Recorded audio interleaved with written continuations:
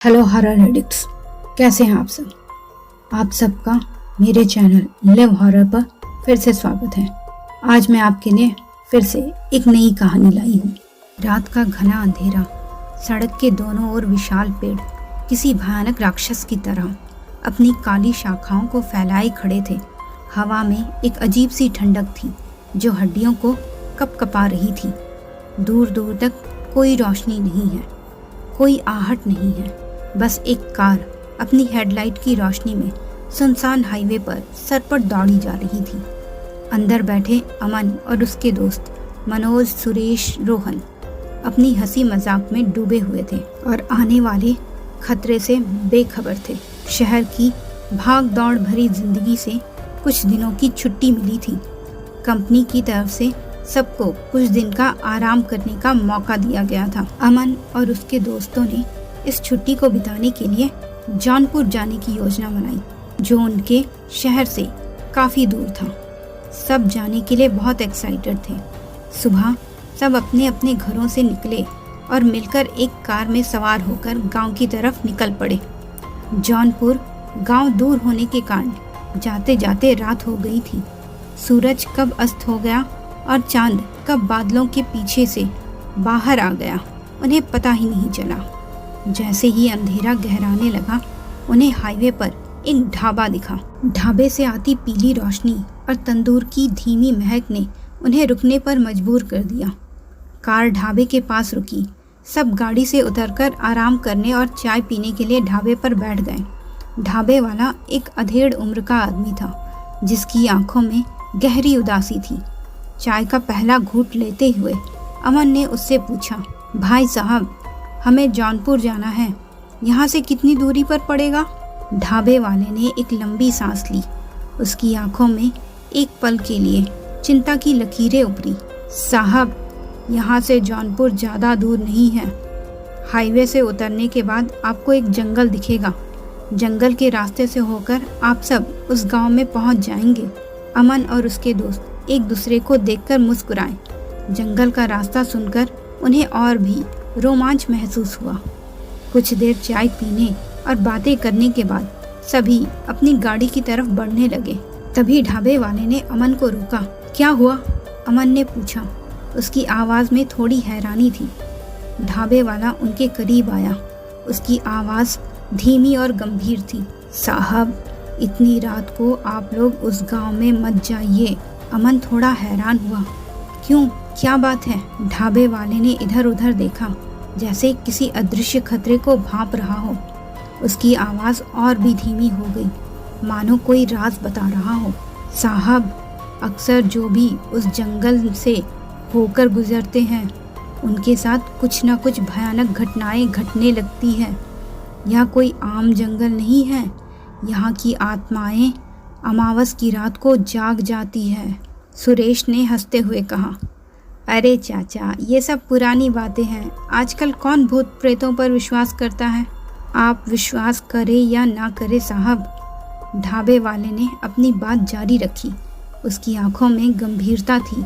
कुछ दिन पहले ही एक फैमिली मेरे ढाबे पर आई थी। वो भी इसी जंगल से होकर जाने लगे। मैंने उन्हें बहुत समझाया, लेकिन उन्होंने मेरी बात नहीं मानी।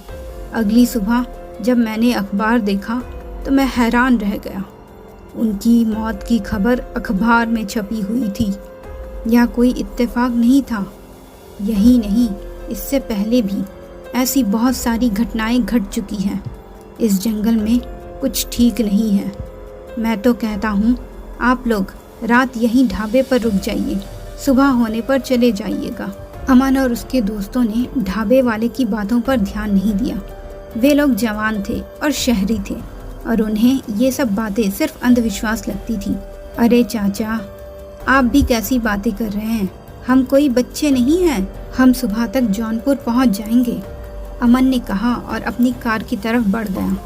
सब गाड़ी में बैठ गए और इंजन स्टार्ट हुआ। ढाबे वाला उन्हें जाता हुआ देखता रहा। उसकी आंखों में एक अजीब सी उदासी और चिंता थी। कार हाईवे से मुड़ी और एक घने जंगल के रास्ते पर आई। अंधेरी रात थी और दूर दूर तक इंसान का नामो निशान तक नहीं था।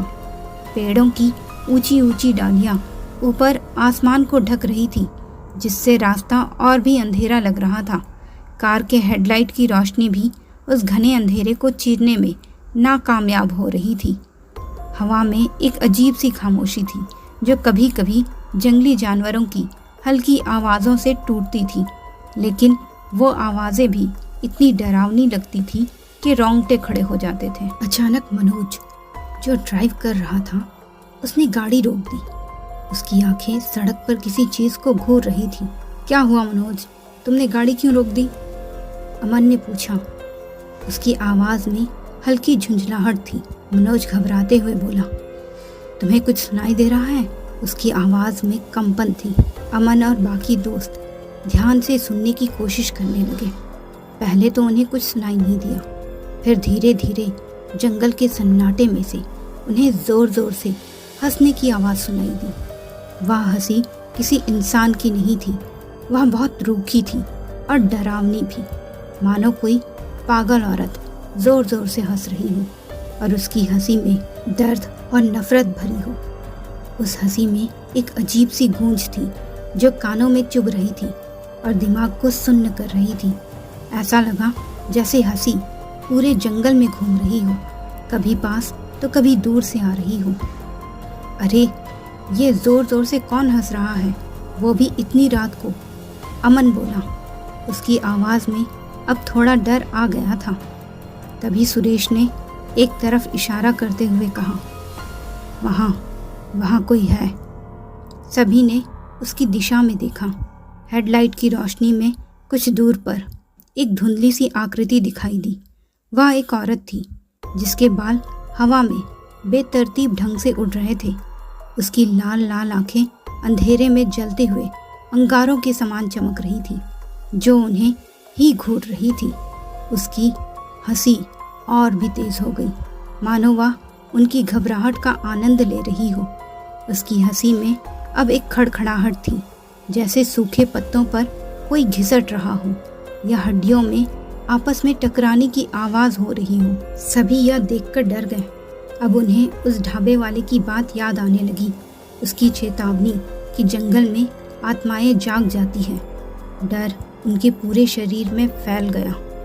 कोई भी उसकी तरफ ध्यान मत देना, अपना अपना सिर नीचे झुका लो, सुरेश ने डरते हुए कहा। उसकी आवाज़ कांप रही थी। शायद यह कोई बुरी आत्मा है जो हम पर हावी होना चाहती है, उसे मत देखो। सबने सिर नीचे को झुका लिए और आंखें बंद कर ली थी। जिसको जो मंत्र आता था वो मंत्र बुदबुदा रहे थे।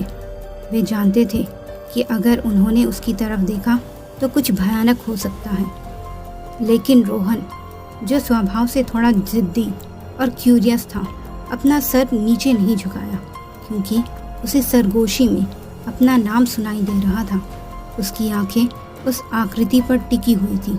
वह देखना चाहता था कि यह क्या है, यह रहस्यमय औरत है कौन जो उसको पुकार रही थी। वो मुझे बुला रही है, वो मुझे बुला रही है। ये कहते हुए अचानक रोहन कार से उतरने लगा। सुरेश ने झट से उसे खींचकर रोक लिया और मनोज ने तुरंत सारे दरवाजे लॉक कर दिए।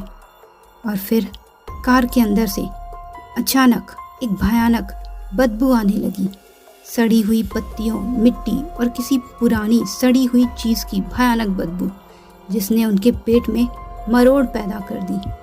धीरे धीरे वह औरत उनकी ओर ही आने लगी। उसकी लाल लाल आंखें, हवा में उड़ते बाल सबको डरा रहे थे। उसकी हंसी अब और भी करीब आ गई थी, इतने करीब कि वो उसकी ठंडी सांसों को महसूस कर सकते थे। फिर कार के पिछले ग्लास पर दस्तक हुई। सबने चौंक कर पलट कर देखा, वहाँ कोई नहीं था। फिर कार की सारी खिड़कियों पर एक साथ दस्तक होने लगी। सबके डर से पसीने छूटने लगे थे। अब वो औरत कार के चारों तरफ चक्कर काटने लगी थी। सबके दिल जोरों से धड़क रहे थे, जो अगले ही पल थम से गए जब रोहन की साइड वाली खिड़की से उस डरावनी औरत का लाल लाल आँखों और सड़ी गली चमड़ी वाला चेहरा सबको घूर रहा था। उसका भयानक चेहरा देखकर सब एक साथ चीख पड़े। मनोज, जो ड्राइव कर रहा था, उसे ख्याल आया कि वो औरत कार के अंदर नहीं आ रही थी, तो मौके का फ़ायदा उठाकर उसने डरते डरते गाड़ी यू टर्न ली। कुछ दूर तक तो वो औरत उनका पीछा करती रही, लेकिन मनोज ने स्पीड और तेज़ कर दी और तेज़ी से ढाबे पर वापस पहुंचा। टायरों की चीख और इंजन की तेज़ आवाज़ें जंगल के सन्नाटे को चीर रही थी। उसने पूरी रफ्तार से गाड़ी चलाई और पीछे मुड़कर बिल्कुल नहीं देखा। जब वे ढाबे के पास पहुंचे तो उनकी सांसों में सांस आई। सब भागते भागते ढाबे के अंदर गए। वे हाफ रहे थे, उनके चेहरे पसीने से तर थे और उनकी आंखें डर से फैली हुई थी। उन्हें इतना घबराया हुआ देखकर ढाबे वाले ने पूछा, क्या हुआ साहब, आप इतने घबराए हुए क्यों हो? मैंने पहले ही कहा था आप सब वहाँ मत जाइए, किंतु आपने मेरी बात नहीं मानी। अमन और उसके दोस्तों ने ढाबे वाले को सारी बात बताई। वह हंसी, लाल आँखों वाली औरत और जंगल के भयानक सन्नाटे में उसका कार के चारों तरफ चक्कर काटना। ढाबे वाला उनकी बातें सुनकर गंभीर हो गया। उसने सिर हिलाया और कहा, मैंने आपसे पहले ही कहा था यह जंगल शापित है। उस औरत की आत्मा यहाँ भटकती है और वह किसी को भी जिंदा नहीं छोड़ती जो उसकी तरफ ध्यान देता है। सभी ने वो रात उस ढाबे पर ही बिताई। कोई भी सो नहीं पाया। वे सब सुबह होने का इंतज़ार करते रहे। सूरज की पहली किरण के साथ ही वे वहाँ से निकलने का इंतज़ार कर रहे थे। सुबह होते ही उन्होंने ढाबे वाले को धन्यवाद दिया। तुरंत शहर वापस चले गए। उन्होंने गांव की तरफ देखा भी नहीं। उस भयानक जंगल और उस लाल आँखों वाली औरत की याद उन्हें हमेशा के लिए डरा गई थी। तो मित्रों, कैसी लगी ये स्टोरी?